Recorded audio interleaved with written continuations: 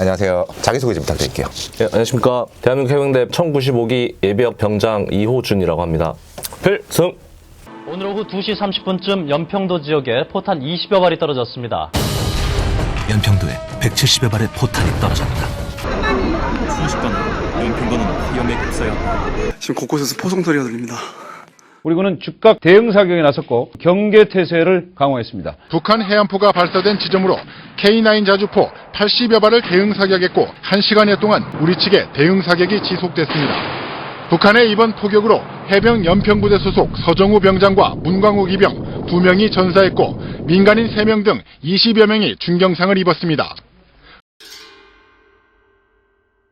연평도 포격 도발 당시에 해당 부대에서 근무하셨잖아요. 예. 질문에 앞서서 제가 그때 당시 완전 말년병장이었거든요. 그때 신병들을 교육해주는 소위 말하는 땡보 역할을 하고 있었는데 예. 갑자기 방송으로 전 병력 대폭 발령한 거예요. 분위기가 너무 쎄해서 텔레비를 딱 틀었더니 산에서 불이 나고 있는 거예요. 예. 그걸 딱 보는 순간 손이 덜덜덜 떨리니까 예. 그때 당시 생각하면 너무 소름 끼치거든요. 그 해당 부대에 계셨으면 더 무서웠을 것 같은데 그때 당시 상황 설명 좀 해주세요. 저희가 그날 훈련이 있었는데 저희가 운용하는 화기 사격을 먼저 하고 박격포 훈련이 아직 안 끝나서 또 마저 끝나면 같이 복귀를 하자고 하셔서 저희는 식당에서 대기를 하고 있었습니다.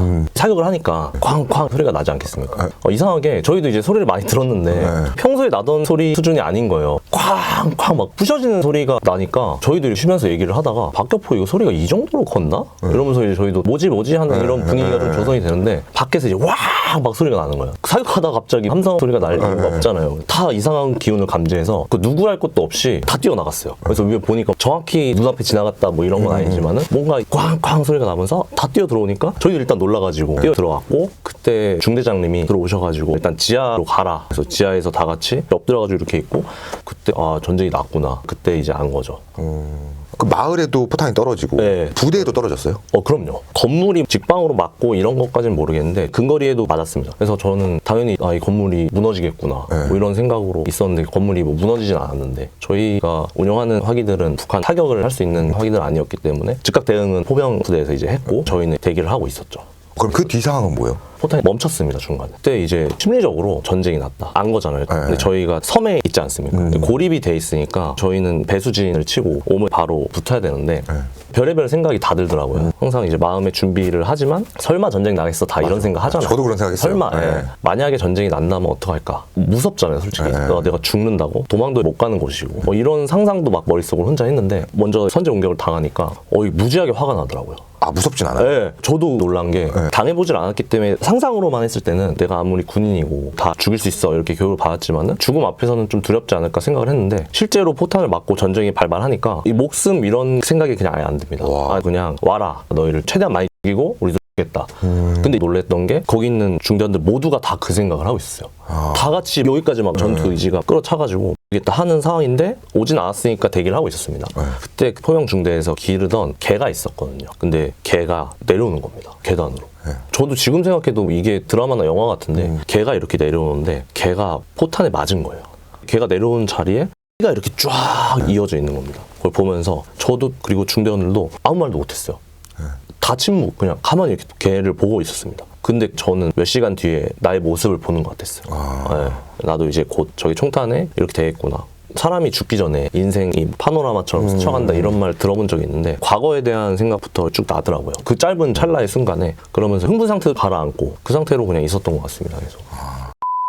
그때 당시 전사자가 나왔었잖아요. 그건 언제 알게 된 거예요? 저는 그 당시에 상병 마로봉쯤이었기 때문에 중간에 눈도 붙이고 엎드려서 잠깐 자기도 했었는데 자다가 막 속닥속닥 하는 귀신 들린 것처럼 그런 소리가 들리는 겁니다. 그때 옆에서 들리는 게 서정우 해병님이 정확히 전사했다라고 말을 한 게 아니라 어떻게 됐다 그런 식으로 얘기를 해서 서정우 해병님 무슨 일 있나? 근데 그분이 그때 휴가를 가신 상황이었어가지고 배를 타러 간 와중에 생긴 일이라서 나중에 와서 말씀을 해주셨죠. 서정우 해병이 전사했다. 다른 휴가 복귀자들이 다 부상을 입어서 지금 이송됐다 상황을 전달해 주셔가지고 충격을 많이 받았습니다. 휴가를 나가다가 당하신 거예요? 아니면은? 제가 아는 거는 휴가를 나가서 배 타기 직전까지 있었습니다. 근데 그 상황에서 포격이 일어나고 배는 못 갔습니다. 그래서 복귀를 해라. 그래서 일단 1차 포격 때 어딘가 대피를 하셨다가 멈추고 그때 다시 급하게 휴가자들을 데리고 다니는 봉고차가 저희 중대 바로 옆에 산이 이렇게 있습니다. 그쪽에 이렇게 내려줬는데 5명, 6명 정도 되는 휴가자가 내려오다가 이제 서정우 해병님이 가장 앞에 계셨는데 그때 맞고 돌아가시고 뒤에 있는 분들은 파편을 맞아서 다 이송된 상황이었습니다. 그럼 전사자는 몇 명이 나온 거예요? 그때 서정우 해병님하고 수송만에 문광욱 해병이라고 두 분이 돌아가시고 제가 알기로는 민간인도 두 분 돌아가신 걸로 알고 있거든요. 아 근데 대단한 게 이 휴가를 즐거운 마음으로 나가다가 전시 상황이 된 거잖아요. 그럼요. 갑자기. 네. 근데 다시 복귀할 수 있는 그 용기가 되게 대단하다고 생각하거든요. 전사하신 해병님이 계시다는 얘기 들었을 때는 기분이 어땠어요? 이게 실감이 안 났습니다, 정말로. 네. 왜냐면은 바로 전날에 저랑 대화를 했었거든요. 네. 같은 중대 소속이지만 생활관이 달랐거든요. 네. 근데 저희 생활관에 오셔가지고 저를 찾으셨어요, 전날에. 저한테 호준아, 내가 내일 휴가인데 싸제 벨트 있냐? 이렇게 네. 말씀하셨는데 그 당시엔 휴가 나가고 하면은 싸제가 간지죠. 네, 네. 쓰고 싶지 않으니까 이거를 이제 빌리러 오셨는데 이거를 그때도 착용을 하고 있었습니다. 분류를 하거든요. 휴가용 싸제 벨트랑 평소에 차는 거. 근데 제가 차는 걸 벗어 드릴 수 없으니까 지저분하기도 하고 제가 차고 있으니까 전 이거밖에 없습니다. 휴가 때 저는 그냥 이거 차고 갑니다. 그래 알았다 하고 이제 가신 게 저랑 마지막 대화예요. 일주는 몰랐죠. 다음날 휴가 가신다고 되게 좋아하셨거든요. 저랑 개인적으로 얘기도 많이 하고 가깝게 지내던 분인데 갑자기 그렇게 됐다고 하니까 더 실감이 안 나는 겁니다. 네. 그럼 해당 부대원들은 어떤 반응이었어요? 다들 실감이 안 났어요. 이 상황 자체도 왜 우리가 이러고 있는지도 모르겠고 그냥 모든 게 다 믿기지가 않으니까 저는 그게 몇 주 간 것 같아요. 네. 나중에 서정우 해병님 부모님이 오시고 눈물을 흘리시면서 우리 아들 목까지 다 열심히 사셔야 된다 하면서 하시는데 저도 막 울컥하고 그러면 다른 해병들도 눈물 흘리기도 하고 그러면서 이게 나였을 수도 있겠구나. 그래서 우리 부모님이 오셨을 수도 있겠구나 하면서 솔직히 지금도 잘 모르겠어요. 서정우 해병님이랑 같이 찍은 사진 보고 하면서도 지금도 솔직히 좀 믿기지가 않습니다. 그때 당시에 저희 부대 같은 경우에는 뉴스 보라고 TV 시청하라고 했는데 그럼 해당 부대원 분들도 그걸 봤을 거 아니에요. 어떤 느낌이었어요? 저희는 뉴스는 못 봤습니다. 저희는 아예 정리가 다 나가서 그리고 저희가 중대로 바로 돌아간 게 아니라 한참 있다 돌아갔습니다. 포영 중대에서만 계속 있었고 물도 안 났습니다. 물탱크도 터져가지고. 와 그럼 후방에 있는 부대들은 다 뉴스 시청하고 이 상황은 알지만 오히려 저희는 아예 뉴스도 못 봤습니다. 가장 최전선에 전기도 있는데도 없고, 그럼 이 상황을 정리해서 전달해 주시는 지휘관님은 있었을 거 아니에요? 브리핑 받은 게 있었어요? 있었죠. 그때 기자분들이 자꾸 들어오셔가지고 촬영하고 하셔가지고 기자분들을 막아라 이렇게 됐었고 그 이후에 도발이 더 이상 없었기 때문에 그때부터 죽음의 근무를 섰습니다. 3교대로 하면서 침낭이랑 다 싸들고 가서 이 방보다 작은 조그마한 초소에 들어가서 거기서 자고 이랬던 기억이 납니다. 저는 군 생활할 때 훈련을 하면 가끔은 그런 생각도 들거든요. 전시 상황이 되면 지금 돌아가는 것처럼 우리가 훈련하는 것들이 순탄하게 돌아갈 수 있을까? 이거에 대한 의구심이 항상 있었거든요. 막상 경험해 보시니까 어때요? 저희가 쓰는 화기가 대응 사격을 할 수 없는 중대였기 때문에 하지만 그대로 갔으면 똑같이 하지 않았을까. 네, 저희도 왔으면 하던 대로 사격하지 않았을까 했고 저희 중대는 아니지만 포영 중대에서도 평소 훈련만 했었지 실제로 타격을 할 일은 없었기 때문에 하지만 대응 사격을 잘 해서 뉴스에도 나왔던 걸로 알고 있거든요. 네. 진짜 남들이 겪지 못하는 걸 현장에서 겪으신 거잖아요. 그러면 같은 부대원들은 동시에 겪은 일들이니까 서로를 보면서 어떤 느낌이 들지가 궁금해요. 동질감을 느끼고 우린 한 편이다, 한 팀 이런 느낌이 확 드는지. 지금도 서로 가끔이지만 연락을 하면은 그 애틋함이 있습니다. 그리고 그 사건 이후로 1년 내로는 다들 연락하면서 잠을 못 자겠다 내가. 문 쾅 부딪히는 소리만 나도 PTSD 온 것처럼 막 벌떡 일어나가지고 그런 후유증이라고 해야 할지 그런 것들이 저도 이제 물론 있었고 같이 목숨 걸고 싸워야 되는 입장이 되어서 굉장히 더 돈독해지고 전우애가 생겼던 것 같습니다.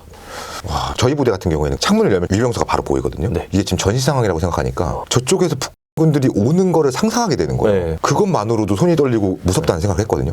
만약에 정말 우리나라에 일어나서는 안 될 전쟁이 일어난다면 대한민국 군인들이 잘 싸울 거라고 생각하세요? 저는 잘 싸울 거라고. 이거는 확신합니다.